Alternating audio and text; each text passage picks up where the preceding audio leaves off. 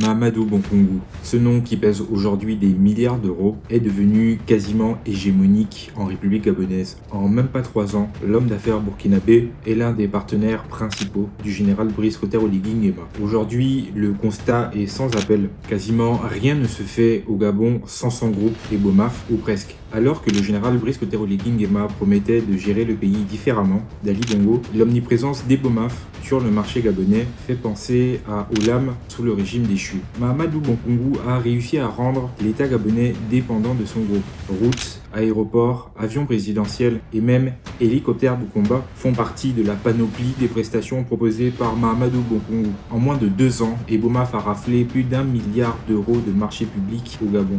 Le tout très souvent sans appel d'offres. Comment Mahamadou Bonkungu a-t-il fait pour rafler autant de projets? Pourquoi le pétrole gabonais sert-il à payer Ebomaf directement? Plongé au cœur de l'empire Bonkungu.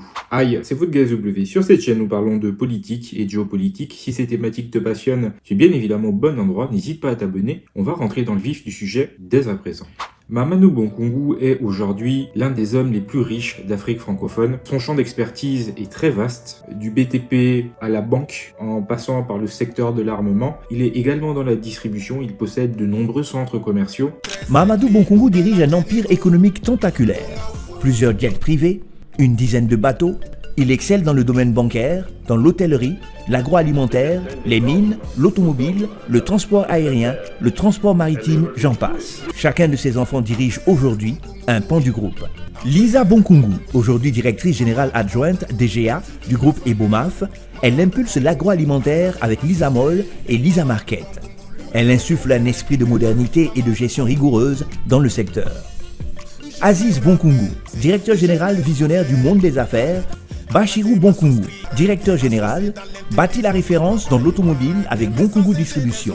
Ismaël Bonkungu, directeur général, dirige une compagnie de transport aérien panafricaine. Il relie les capitales africaines avec ambition et précision et il est aussi directeur de la pêche maritime et dirige l'usine de transformation de poissons au Gabon. Diami Bonkungu, directrice générale de la chaîne Zen Lava Hotel, elle fait rayonner l'hôtellerie de luxe partout en Afrique. Elle a une vision ambitieuse et futuriste de l'hôtellerie. Mami Bonkungu, directrice générale, pilote l'industrie maritime depuis Dakar. Qui est Mahamadou Bonkungu? Mahamadou Bonkungu est un Burkinabé, il est le fondateur du groupe Ebomaf, entreprise Bonkungu Mahamadou et fils. Mahamadou Bonkungu est né le 23 mai 1966 à Dédougou, au Burkina Faso. Il effectue sa scolarité primaire et secondaire entre Dédougou, Bobo-Dioulasso et Ouagadougou, où il obtient son baccalauréat D en 1988 et se lancera ensuite dans le business.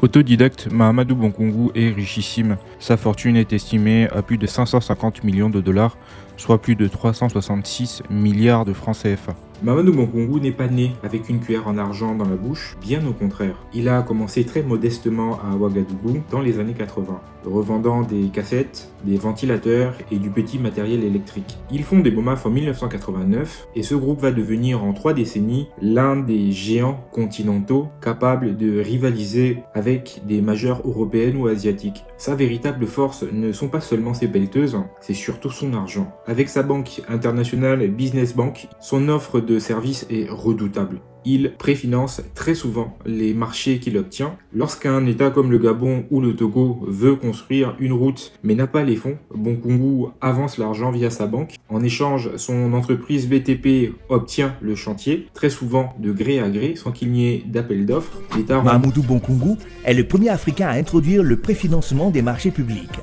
Une innovation audacieuse qui transforme les règles du jeu dans le secteur du BTP africain et cela a favorisé aux entreprises locales de prospérer au détriment des sociétés étrangères qui ne souscrivaient pas à ce type d'octroi de marché. L'État rembourse ensuite sur des périodes assez longues, on parle en général de 15, 20 voire 30 ans, et le grand génie de Mahamadou Bonkungu a été de diversifier au maximum son groupe. Il est présent dans le BTP, l'autre pilier de ses activités, sa division aviation. Il a une compagnie aérienne qui s'appelle LIS Transport, qui possède une flotte de jets privés et d'avions régionaux. Mahamadou Bonkungu est devenu le transporteur attitré de plusieurs chefs d'État, dont Brice Clotaire Oligui Nguema, le président du Gabon. Dans le secteur de la défense et de l'armement, il joue les intermédiaires stratégiques, notamment pour la vente des drones turcs de Bayraktar, les TB2, et vous pouvez également le retrouver dans des contrats pour de l'armement lourd. Et ainsi, Mahamadou Bonkungu se rend indispensable pour la sécurité des régimes qu'il côtoie. Il est en capacité de leur proposer des hélicoptères, de leur proposer des drones, de leur proposer des munitions, de faciliter la logistique. Pour englober tout cela, il propose également les financements. L'option Mahamadou Bonkungu, lorsqu'il arrive dans certains palais présidentiels africains,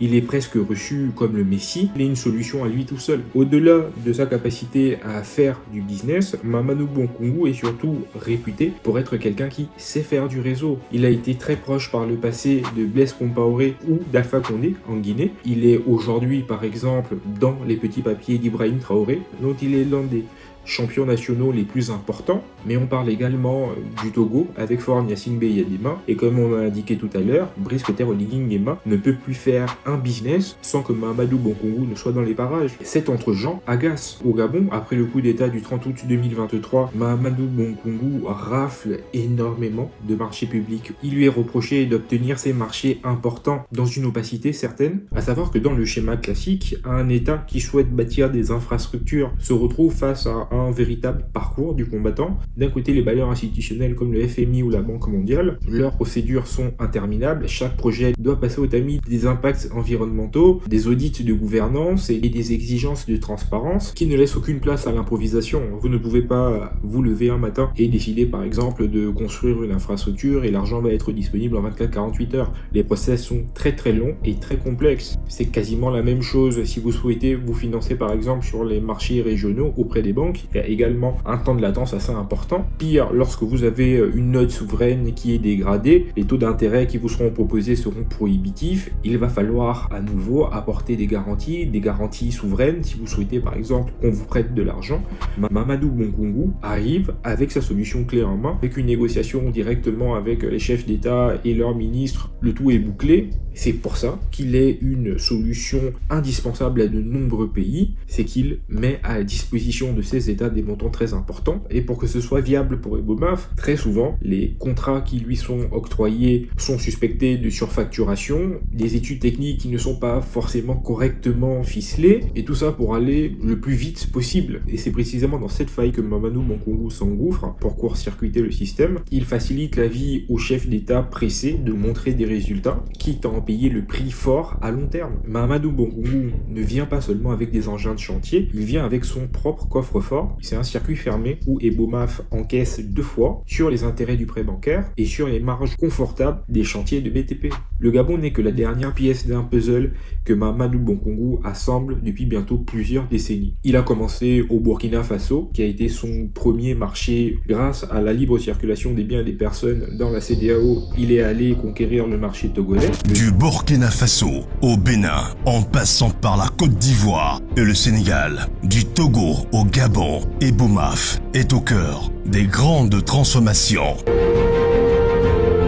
Des milliers de kilomètres de routes tracées, des ouvrages d'art modernes, des infrastructures stratégiques. Le Togo a d'ailleurs été l'un des marchés laboratoires du groupe Ebomaf. Bonkungu y a racheté la Banque nationale pour en faire le bras armé de son groupe. IB Bank part en partie des activités de Mahamadou Bonkungu à Lomé. Résultat, il a pu décrocher des marchés de centaines de milliards, comme la route Lomé-Kpalimé. Il est devenu l'un des partenaires principaux du régime togolais. Au Libéria, sous la présidence de George Weah, sa méthode a défrayé la chronique. Après avoir mis à la disposition de George Weah un jet privé, il a décroché un contrat routier titanesque de plus de 420 millions de dollars, sans appel d'offres, qui a provoqué la colère de la société civile et de l'opposition libérienne. Au Bénin, le plus gros projet décroché par Ebomaf est la réhabilitation du tronçon Dassa-Savalou-Diougou, long de 255 km pour un peu plus de 155 milliards de francs CFA. Là, son influence est allée jusqu'à financer la vie politique béninoise, principalement en octroyant un prêt à Lionel Zinsou pour sa campagne présidentielle de 2016. Lionel Zinsou sera battu par Patrice Talon, il ne remboursera pas ce prêt et Mahamadou Bonkungu l'attaquera en justice. Cette affaire avec Lionel Zinsou aura une incidence sur son business. De nombreux chefs d'État ont soutenu Lionel Zinsou. Mahamadou Bonkungu a été de ce fait blacklisté pendant un certain temps dans plusieurs palais présidentiels d'Afrique de l'Ouest. En Côte d'Ivoire, Ebomaf a obtenu plusieurs marchés de construction de routes dans le nord du pays, surtout sur l'axe Ferkessédougou ou Angolo. Il a également raflé la modernisation des aéroports de San Pedro et de Korogo. Et 2 mois après son inauguration, c'est un aéroport sûr de ses forces qui accueille désormais ses voyageurs. Des voyageurs qui ne manquent pas de superlatifs pour qualifier la métamorphose de l'aéroport de Korogo. Capacité de 150 000 passagers, là, un circuit départ et arrivée aux normes de l'OACI, mais surtout une piste prolongée à 2000 mètres et une aire de stationnement des avions pouvant recevoir jusqu'à 5 avions de type Q400 en lieu et place de 2 auparavant. Et très souvent, en échange de ces infrastructures, les États s'engagent sur une collaboration à long terme avec Ebomaf, et cette collaboration est très souvent défavorable pour ces États qui ont contracté avec Ebomaf. On parle de concessions qui peuvent s'étaler entre 2 à 3 décennies, ce qui veut dire que pendant ce temps, les revenus d'une route ou d'une ressource stratégique seront exploités par Ebomaf pour qu'ils puissent se rembourser de l'investissement qu'ils ont consenti pour pouvoir construire cette infrastructure.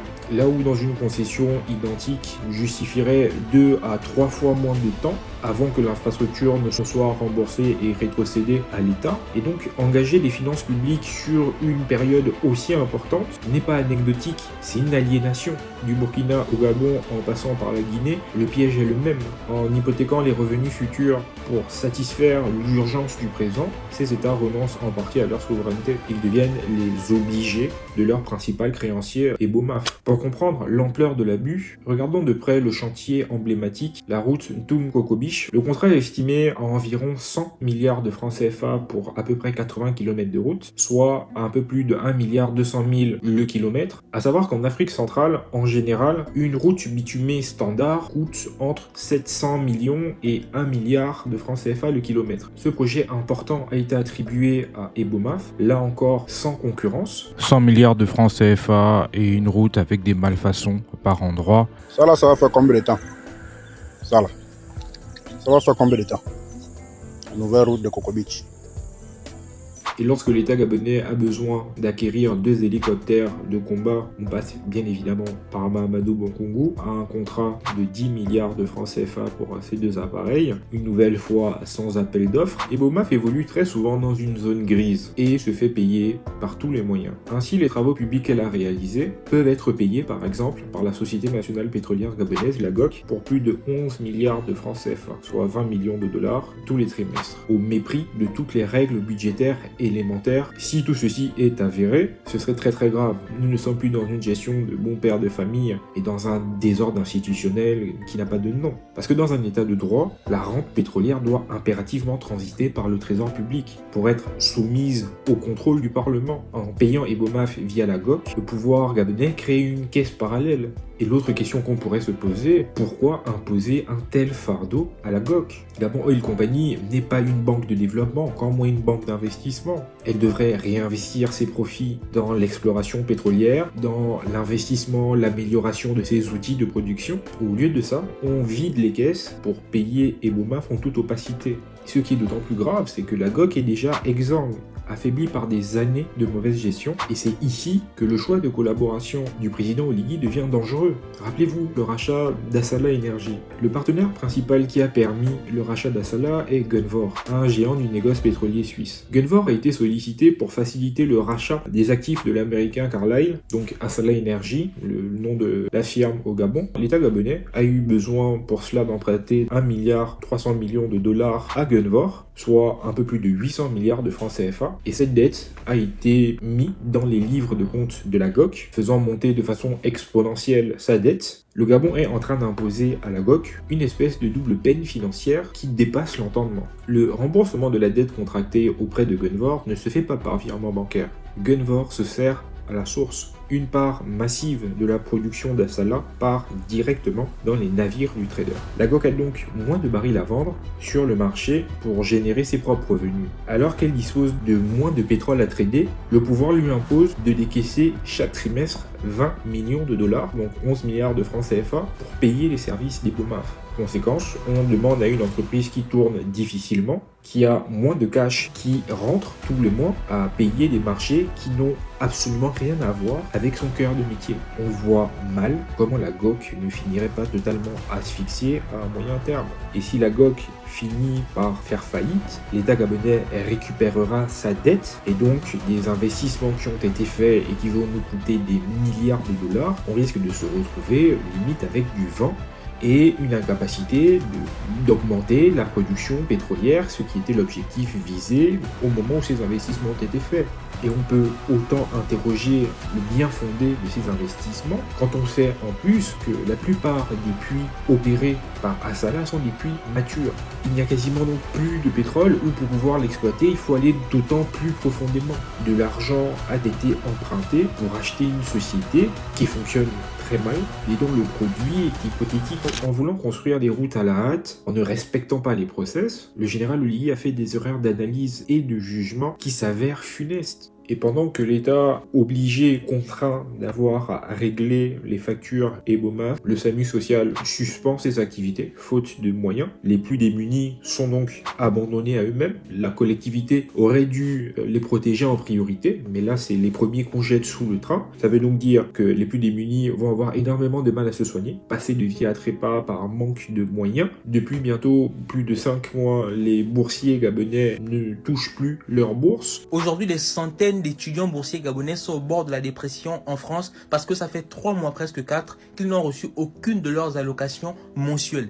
Expulsion, retard scolaire et même suspension de cours pour plusieurs d'entre eux, tout simplement parce que les autorités gabonaises les ont oubliés. Si je fais cette vidéo aujourd'hui, c'est que la situation est extrêmement grave. Et le résultat de toute cette mégestion, c'est les choix stratégiques un peu erratiques qui ont été pris. Donc toutes ces dépenses qui ont été orchestrées de manière frénétique, on touche du doigt là la réalité. S'il y a une question qui tourne en boucle dans ma tête, quel est cet État qui est incapable de s'organiser, de payer ses traites à temps, de ne pas prendre des crédits lorsqu'ils n'ont pas l'assurance de pouvoir les rembourser. Et donc là, le marasme dans lequel on est là se justifie par cette méthodologie famélique et inopérante. Et face à tout cela, le pouvoir gabonais, face à ces récriminations et ces tensions sociales qui montent, réagit par la brutalité, en restreignant les réseaux sociaux et n'hésite pas à brandir la menace de l'arrestation des leaders syndicaux ou des leaders d'opinion. Voilà bientôt plusieurs mois que la période de grâce semble avoir pris fin. Le général Oligui rentre dans le dur par ses choix qui, semble-t-il, n'ont pas été les plus éclairés. Et donc voilà la petite